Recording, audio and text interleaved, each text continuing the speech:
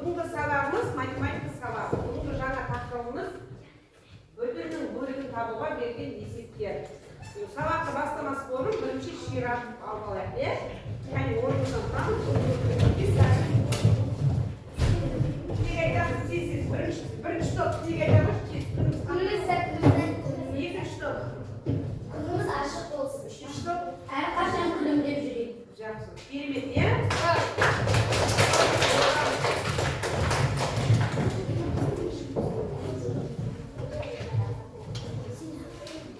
Бүгінгі біздің сабағымыздың оқу мақсаты бүтіннің бөлігін табуға берген есептерді шығару, бүтіннің бөлігін табуға берген есептерді шығаруды үйренеді.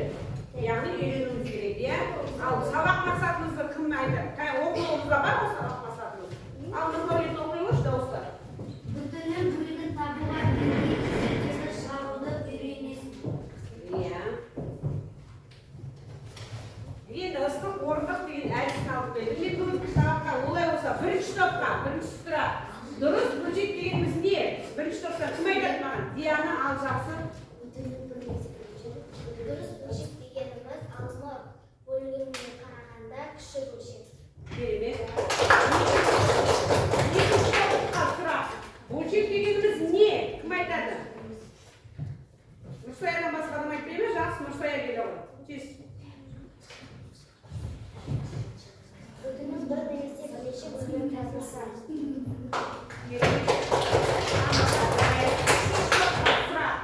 Бұрыс бөлшек дегеніміз не? Кім айтады? Ай сезім келе ғой. Даусымызды қаттырақ шығарамыз, иә балалар? Бұрыс бөлшек дегеніміз алма бөліміне қарағанда үлкен бөлшек.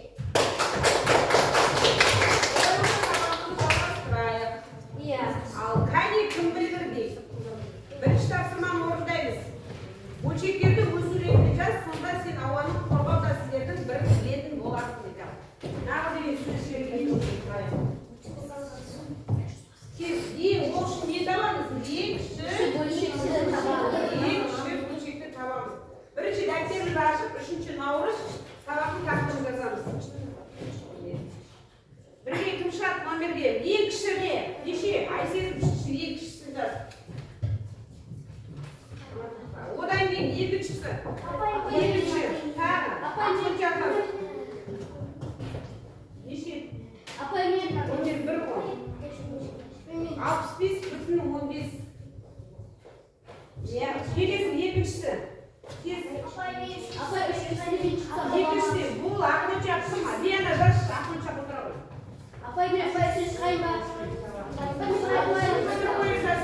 Үшіншісі. Аял Нұрайым жас. Екіншісі білесің бе? Кім біледі екіншісі? Жаңа бөлді жасы Диана отыра ғой. 65,25.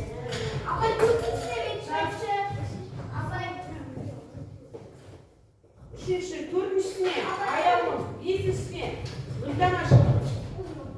5, алтыншысіне.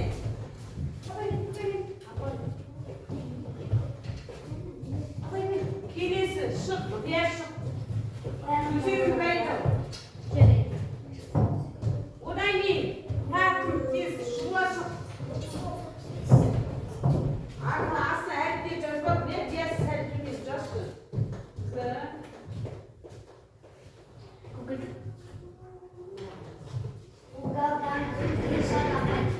Нағы деген шығады? Ал көгалдандыру туралы. Келесі бар ма әлі?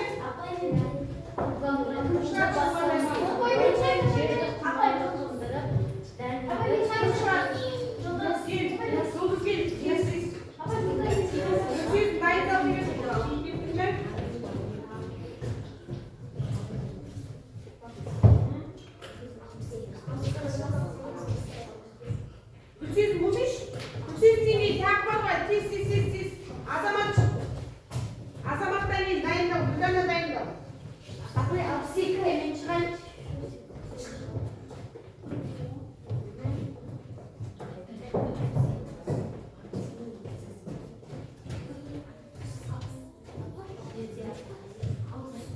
Екеуі қал қойыңыз. Екеуі қал.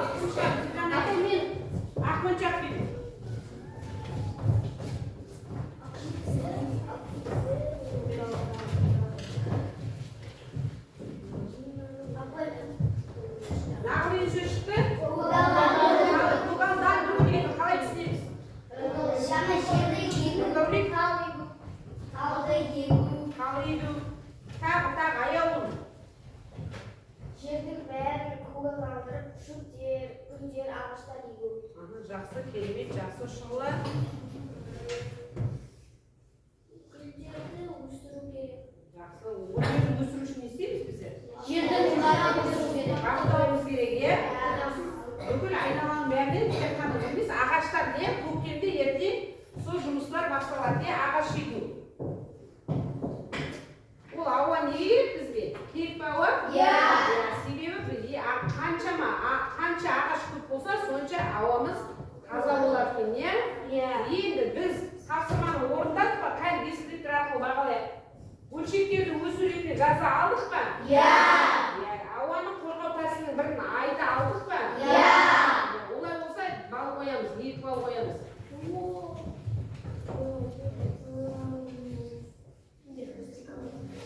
Келесі тапсырманы қараймыз. Номер 2 жұптық жұмыс. Номер 2 жұптық жұмыс. Яғни еркектен орындаймыз, иә? Жерде 3-ні орындайсыздар. Алмас, Нұрайым, Айсез 3-ні.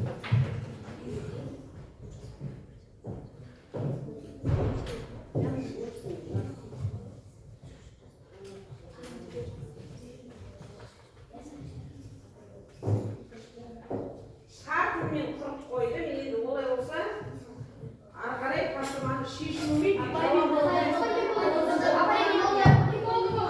тапсыңдар? Кім тапсыңдар? Дауысым ұшақ, қандай ұшақ? Тексереміз қалғанын. Әмдерден оқиық.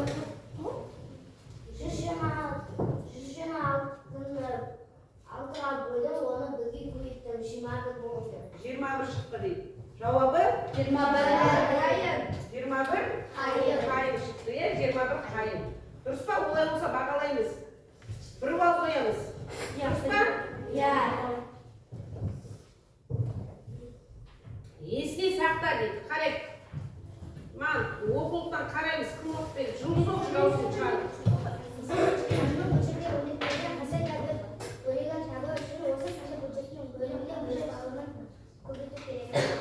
Санның бөлшектен өрнектелген қандай да бір санды табу үшін не істеймізден бөліміне бөлеміз, бұған дейін де өтті, жалпы солай ма? Олай болса ары қарай жалғастырамыз сабағымызды. Топтық жұмыс. Қараймыз топтық жұмыс. 1-ші топқа. Нешелеп тұр әзірден? Номер 2-ші топқа.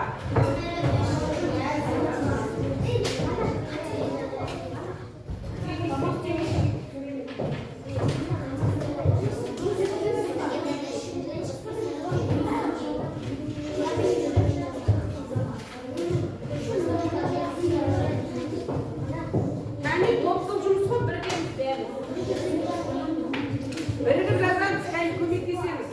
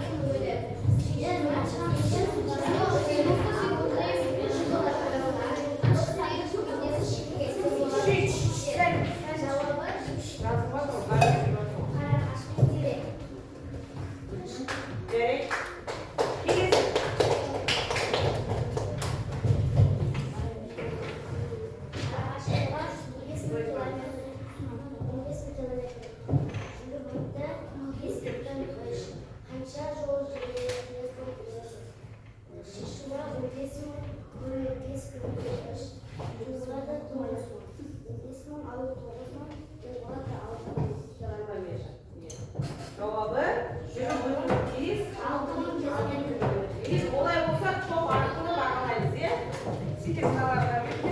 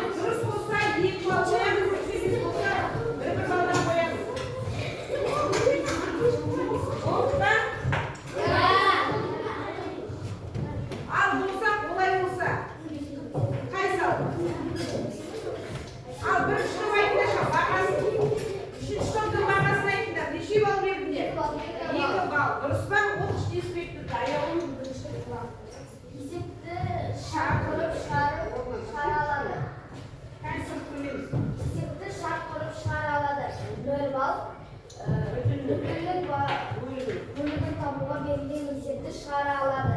Тағы да 1 балл. 2 балл. Дұрыс. Сендер екінші топ. Неше балл берді? 2 балл. Дұрыстайтын есебінің бәрі? Иә. Үшінші топ сендер неше балл берді? 2. Дұрыс па бәрі? Иә. Ал бүгін не түсіндік сабақтан біздер? Бүтіннің бөлігін